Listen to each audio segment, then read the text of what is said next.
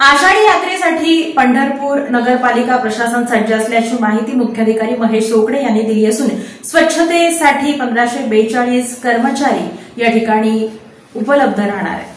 आषाढी शुद्ध एकादशी 6 जुलै 2025 रोजी असून आषाढी यात्रा कालावधीत पंढरपुरात श्री विठ्ठल रुक्मिणीच्या दर्शनासाठी परराज्यासह राज्यातील इतर जिल्ह्यातून सुमारे 10 ते 12 लाख भाविक येतात।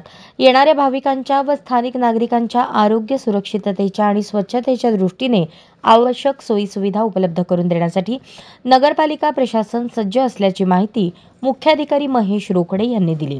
आषाढी यात्रा कालावधीत शहरासह नदीपात्र, वाळवंट, 65 एकर परिसर, पत्राशेड, प्रदक्षिणा मार्ग, मंदिर परिसर, वाखरी पालखीतळ आदी ठिकाणच्या स्वच्छतेसाठी जवळपास 1542 स्वच्छता कर्मचाऱ्यांची नियुक्ती केली असून यामध्ये नगरपरिषद पंढरपूरचे 348 कायम कर्मचारी तर जवळपास 1000 हंगामी कर्मचारी तसेच जिल्ह्यातील इतर नगरपालिकेकडून जिल्हा प्रशासनामार्फत 194 कर्मचारी स्वच्छतेसाठी नेमण्यात आले आहेत।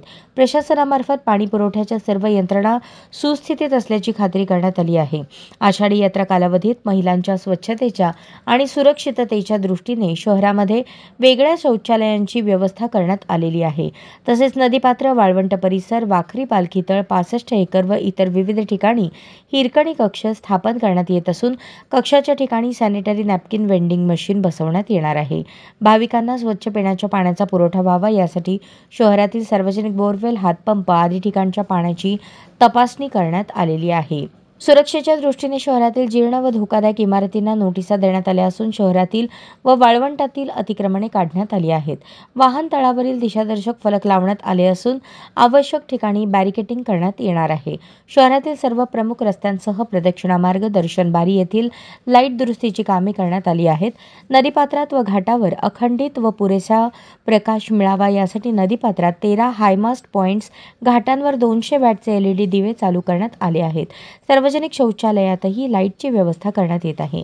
शहराच्या वारीच्या पार्श्वभूमीवर ठाकरे चौक, विसावा, भाऊ राऊळ चौक, कॉलेज चौक, संत गाडगेबाबा चौक, 65 एकर या ठिकाणी सौंदर्यीकरण उभारण्यात येत आहे।